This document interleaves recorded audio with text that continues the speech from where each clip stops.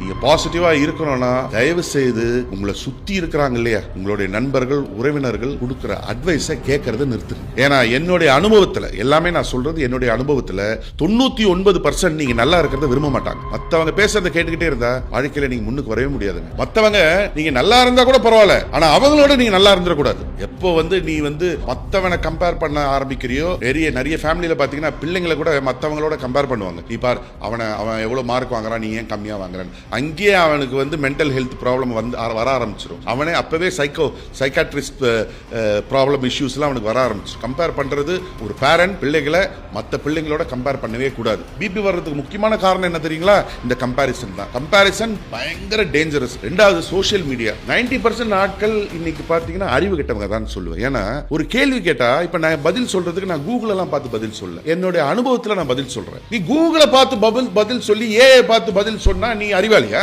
ஒருத்தருக்கு mental piece இருந்தா he is a successful person in this world. ஒருத்தனுக்கு mental piece இல்லைன்னா அவன் இந்த லைஃப்ல ஃபெயிலியர். ஒருத்தர் சந்தோஷமா இருக்கான்னா அவன் தான் உண்மையான கோடீஸ்வரன். சந்தோஷம் இல்லைன்னா அந்த பணம் வெறும் பேப்பர் தான்.